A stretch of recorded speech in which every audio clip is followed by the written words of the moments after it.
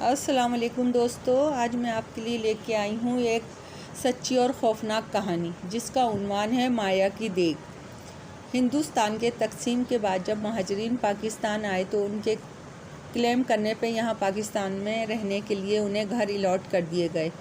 حمید صاحب بھی اپنے خاندان کے ساتھ پاکستان حیدرآباد سندھ میں ایک پرانی حویلی الاٹ کی گئی جو چھوٹی اٹی میں تھی۔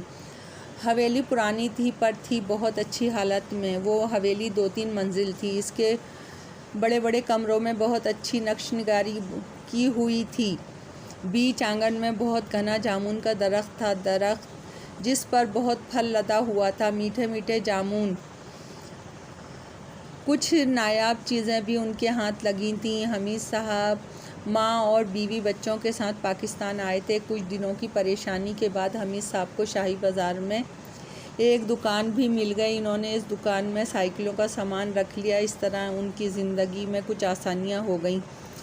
حمید صاحب کے 5 بیٹے اور 3 بیٹیاں تھیں۔ کچھ عرصہ آرام اور چین سے گزر گئے۔ ایک رات حمید صاحب کی بیگم حاجرہ نے خواب میں دیکھا کہ ان کی حویلی میں جو اسٹور تھا اور جس کا بہت زیادہ فرش میں ڈھلان تھا، اس اسٹور میں ایک اور بچی منہ چھپائے بیٹھی ہے اور اس کے آگے ایک دیگ رکھی ہے اور اس میں بہت ساری سونے کی اشرفیاں ہیں۔ وہ بچی خواب میں حاجرہ بیگم سے مخاطب ہوئی اور بولی، حاجرہ تجھے یہ مایا چاہیے؟ حاجرہ بیگم ڈر کر اٹھ بیٹھیں۔ سب سو رہے تھے۔ وہ کروٹ بدل کر آیت الکرسی پڑھ کے دوبارہ سو گئیں۔ صبح حاجرہ بیگم گھر کے کام کاج میں یہ خواب کسی کو بتانا بھول گئیں۔ 2-3 دن بعد حاجرہ بیگم نے پھر وہی خواب دیکھا۔ وہ بچی اشرفیوں کو ہاتھ میں اچھالتے ہوئے بولی، حاجرہ یہ سب تیرا ہو سکتا ہے؟ حاجرہ وہ کیسے؟ حاجرہ نے کہا۔ جواباً بچی بولی، کھنکھناتے ہوئے، اشرفیاں اپنی پہلوٹی کا بیٹا مجھے دے دے۔ حاجرہ چیخ مار کے اٹھ بیٹھی۔ حمید صاحب نے جو حاجرہ کی چیخ سنی تو وہ بھی اٹھ گئے۔ حاجرہ کو پسینے میں شرابور دیکھا تو گھبرا کے بولے، بیگم کیا ہوا؟ حاجرہ بیگم ہکلاتے ہوئے، وہ میں نے بہت ڈراؤنا خواب دیکھا ہے۔ حمید صاحب لمبی سانس لے کے بولے، بیگم تم آج آیت الکرسی پڑھنا سوتے ہوئے بھول گئی ہوگی، چلو آیت الکرسی پڑھ کے سو جاؤ۔ اور خود لیٹ گئے۔ حاجرہ کو بہت دیر تک نیند نہیں آئی۔ وہ اس خواب کے بارے میں سوچتی رہی، پھر سو گئی۔ صبح ان کے گھر انڈیا سے اور مہمان آ گئے۔ وہ ان کے کھانے پینے کے انتظام میں لگ گئی۔ پھر تو متواتر وہ خواب حاجرہ بیگم کو نظر آنے لگا۔ اب حاجرہ بیگم نے حمید صاحب کو اس کے بارے میں بتایا۔ وہ ان باتوں کو نہیں مانتے تھے۔ ہنس کر بولے، تو لے لو نا حاجرہ وہ خزانہ، ماشاء اللہ ہمارے 5 بیٹے ہیں۔ حاجرہ بیگم برا منا کر بولیں، کیسی باتیں کرتے ہیں آپ ہماری اولاد سے بھی بڑھ کر ہیں کیا؟ وہ خزانہ؟ حمید صاحب، ارے بیگم میں تو مذاق کر رہا تھا۔ حاجرہ ایسی باتیں آئندہ مذاق میں بھی نہیں کرنا۔ میں کل صبح اماں سے بات کروں گی۔ حاجرہ کی ساس بڑی جہاں خاتون تھیں۔ 100 سال کی عمر تھی ان کی اور کچھ سخت مزاج بھی تھیں۔ حاجرہ سب کو ناشتہ کرا کے ساس کے پاس آ کر بیٹھ گئی۔ ساس، کیا بات ہے، آج کوئی کام نہیں ہے کیا تمہارے پاس جو میرے پاس آ کے بیٹھ گئی ہو؟ تیکھے لہجے میں بولی حاجرہ۔ نہیں اماں، کام تو بہت ہے مگر مجھے آپ سے کچھ بات کرنا ہے۔ ساس، اچھا وہ کیا؟ حاجرہ نے خواب والی ساری بات اپنی ساس سے کہہ ڈالی۔ ساس بہت توجہ سے حاجرہ کی بات سن رہی تھیں۔ حاجرہ اپنی بات ختم کر کے ان کی طرف دیکھنے لگی۔ ساس فکر مندی سے بولی، بہو اگر اب وہ خواب میں آئے تو تم کہنا کہ میں تجھے جھاڑو سے ماروں گی اگر اب تو مجھے نظر آئی تو۔ ایک دن حاجرہ کچھ سامان اسٹور میں رکھنے گئیں تو ان کو جاگتی آنکھوں سے وہ دیگ نظر آئی جو کھنکھنا رہی تھی۔ حاجرہ ڈر کر باہر بھاگی اور حمید صاحب سے جا ٹکرائی۔ حمید صاحب بولے، بیگم کیا ہوا؟ کسی بھوت کو دیکھ لیا ہے کیا؟ حاجرہ، وہ اسٹور میں دیگ رکھی ہے۔ حمید صاحب، کیا مذاق کر رہی ہو؟ چلو ہم بھی تمہاری دیگ کو دیکھیں۔ حمید صاحب آگے آگے حاجرہ سے چلنے لگے اور اسٹور کا دروازہ کھول دیا۔ وہاں کچھ نہیں تھا۔ اب حمید صاحب بولے، بیگم کہاں ہے تمہاری دیگ؟ حاجرہ اندر جھانکتے ہوئے، معلوم نہیں، ابھی تو یہیں تھی۔ حمید صاحب تعصب سے، بیگم آرام بھی کر لیا کرو، کبھی ہمیشہ کام میں لگی رہتی ہو۔ حاجرہ نے حمید صاحب سے بحث کرنا بیکار سمجھا اور اپنی ساس کے پاس چلی آئی۔ کیا ہوا بہو؟ ان کی ساس منہ میں پان رکھتے ہوئے بولیں۔ حاجرہ: اماں، آج میں نے اپنی جاگتی آنکھوں سے وہ خزانہ دیکھا ہے۔ ساس: کہاں؟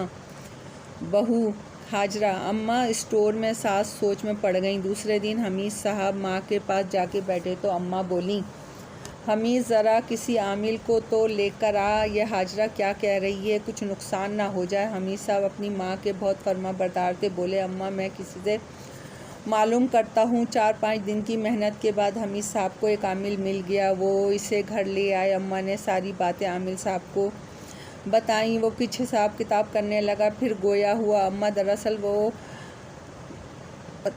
لڑکی آتما ہے، اس کو وہاں قید ہو گئی ہے، اب وہ چاہتی ہے کہ کوئی خزانہ اس سے لے لے اور وہ آزاد ہو جائے۔ اماں: تو عامل صاحب اب ہم کیا کریں؟ عامل صاحب: اماں، میں کچھ عمل کروں گا تاکہ اس کی آتما کو سکون مل جائے، پھر یہ آپ کو پریشان نہیں کرے گی۔ اماں: ٹھیک ہے، آج ہی سے عمل شروع کر دیں۔ عامل صاحب نے اسٹور میں لبھان کی دھونی دینی شروع کی، پھر اپنا عمل شروع کیا۔ کچھ دیر بعد اسٹور کی زمین ہلنے لگی۔ عامل صاحب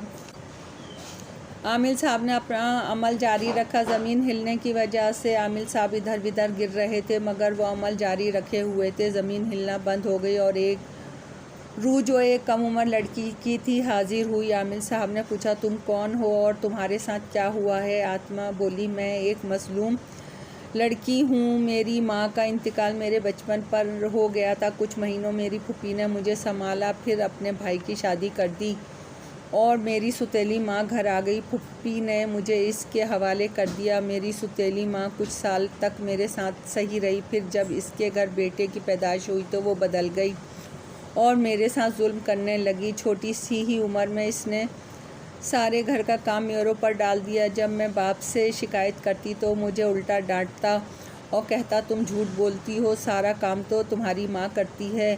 نہ جانے سوتیلی ماں نے کیا جادو کر دیا تھا میرے باپ پر، وہ اس کے سامنے بھی مجھ پہ ظلم کرتی، وہ دیکھتا رہتا، کچھ نہیں کہتا، بات یہاں تک ہی رہتی تو چل جاتا، مگر میری ماں نے ایک دن مجھے نہلا دھلا کے اچھے کپڑے پہنائے اور اس اسٹور میں لبھان کی دھونی دے کے مجھے سفید چادر پہ بٹھا دیا۔ میں حیران تھی کہ اماں آج میرے ساتھ اچھا سلوک کیوں کر رہی ہیں، مگر مجھے کیا پتہ تھا کہ وہ خزانہ حاصل کرنا چاہتی ہیں میری جان کے بدلے۔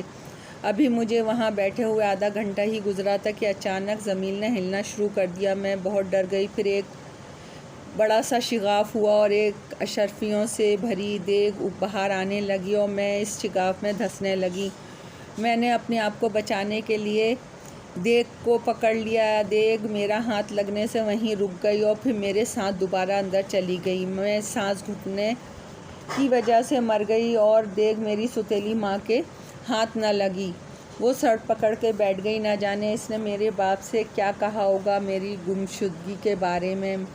پھر میری سوتیلی ماں نے مزدور بلا کے اسٹور کی بہت کھدائی کروائی۔